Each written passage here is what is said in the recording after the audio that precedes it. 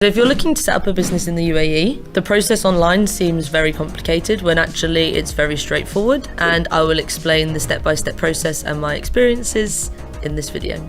You need to know your business activities first, because you can't really predict or choose anything until you have that. Different activities are offered in different jurisdictions, different activities have different prices, different activities allow you to do different things, so you need to figure those out first before you can make any other decision. Try to keep it small. I'd say to start off with 1 or 2.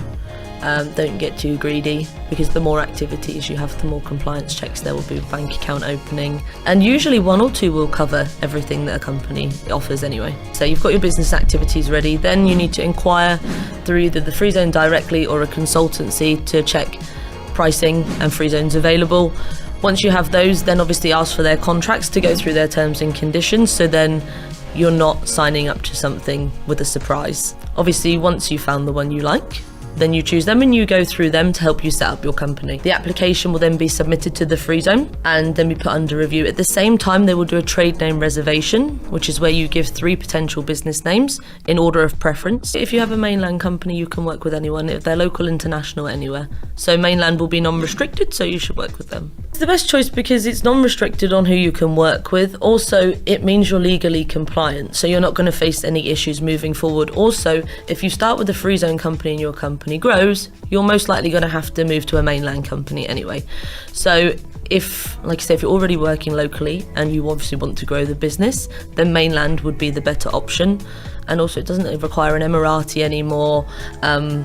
You don't have to have huge office spaces anymore. It can be a smaller one, so it's become a lot more cost effective. Do you know what I mean? And an easier choice for people to go for. For your office space for a mainland company, you can choose anywhere within that emirate. So if it's a Dubai mainland company, you can have your office anywhere in Dubai. So for mainland companies, you need to put forward 3 potential trade names in order of preference. Also, you have to be aware that at the end of your trade name that is given to you, your business activity will be mentioned there. So for example, if your activity is marketing management, it would be company name ABC Marketing Management LLC. So it's quite long, but it's mandatory. They put it there for every company. After that, so once you've got your trade name, they would move on to the initial approval. In order of preference is how you have to do it, just because what they're going to check is that name is available. Obviously, they can't give you the same name as another company. 99% of the time, people want the English name, but you can have it in Arabic too. It's actually cheaper to have it in Arabic. You give the 3 options in order of preference. The name, obviously, it can't have any like curse words in it, for example. It can't have anything religious in it. So there are some rules you have to follow, quite obvious rules. Also, they're quite particular about words like Dubai, Middle East, UAE, things like that. It's very difficult to get in the name too. If you have marketing management, you can't have consultancy in the name, for example. Yeah, no, that's not allowed. It has to obviously be relevant. You can't have like Kate's Management Consultancies Marketing Management when I don't have a management consultancies. Everything is fine with those 3 names. If they're all available, then you'll get your first choice. So then that will be issued and you will get, it's like a little certificate for your trade name reservation. That's valid for 6 months.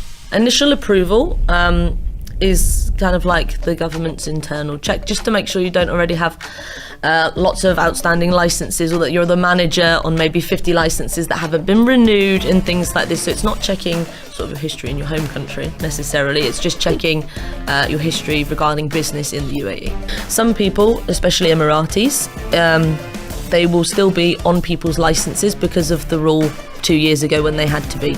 So there will be maybe 50 companies under that Emirati's name. Either he'll be a shareholder or a manager, something like that. Maybe these licenses haven't been removed, so then that's what they're looking for. Next step is legal documents. So memorandum of association.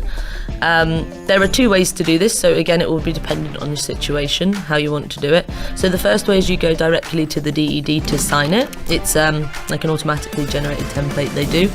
You go there, sign it, you can literally have it done in 10 minutes. The other way to do it is you would get it drafted by a typist or a law firm. You'd get your own powers included in it. You can split powers between managers and shareholders and things. So you can be very specific in it. That will be signed in Dubai Court's notary. You can also do that one online if you need to. So if you can't travel to the UAE for that signature, then you can pay for that part of the service and then do it online. So then obviously we have to link an office address to your license. Usually your consultant can help with that, or if you have one yourself, then that's fine. You just need to provide the Ajari, because Once we have that, we then need to submit it and then get the license. What you need to have is you need to have a tenancy contract or an ijari. So with this, it says obviously the address of your office, it says how big the office is, it says your annual rent, all of these things. You need to be careful with your annual rent as well, because when you finally submit all the documents to get your license, there's something called a market fee which will be added on.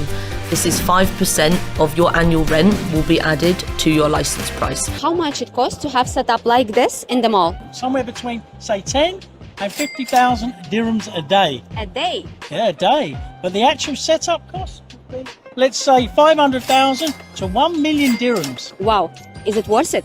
Of course it's worth it. You always get gold at the end of the rainbow. So if you have a small office, obviously it's fine. But let's say you've hired half of Dubai Mall when you're paying millions and millions. That's going to dramatically affect that, and most people aren't aware of it. So most people for offices, they'll go for like a minimum size where you could maybe fit 2 or 3 people in the office. But then again, it will depend on your activity. Maybe you need a specific size of office, or I don't know, specific location, something like this. So after you've done your office, if there's no additional approvals or anything, some activities require approvals at different stages. But as a standard setup without an approval, after this, it would be submission of documents, and then obviously we wait for the trade license to be received. Trade license proves you have an active company in the UAE. On your trade license, it will mention your company name, your license number, the shareholders, who is the manager, your office address, and your business activities. There are 3 types of license. You have commercial, professional, industrial. Professional is services, so things like consultancies and stuff like that would be under that. Commercial is trading, so anything to do with trading will be under there. And industrial is manufacturing. That's the easiest way to split those. It will be connected to your activities, but some activities in mainland as well. So you could have, I can't think of any examples off the top of my head, but you could have 2 activities with the same name, but they're in different license groups. Like one will be professional and one will be commercial. And this is because it's sort of on the border, do you know what I mean, between them. So then they understand that if you have a commercial license, you can only add commercial activities to that license. Where that activity is in between, you can still add that to a license where it's relevant. The establishment card or immigration card is what links your company to the immigration system and allows you to add on your investor visas. Now, you can only have investor visas if you have obviously individual people mentioned as investors on your license. If you have a corporate shareholder, you will not be able to have that. So once you start the establishment card process, you then start the investor visa process pretty much at the same time. Next step is investor visa. So when you start your investor visa process, the first step will be the e-visa and then the change status. These 2 bits kind of put you in limbo between being a tourist and a resident. Once you've got your change status, we then move on to the medical test. The medical test consists of blood tests and x-rays, checking for HIV and tuberculosis. Everybody has to have this when they do a new visa and upon their renewal. For employee visas, for example, you can start them before the person even enters the UAE. You can get them what's called an entry permit, which is valid for 60 days when it's been issued. They have that amount of time to enter the UAE and then continue with the process. So the next step would be their medical.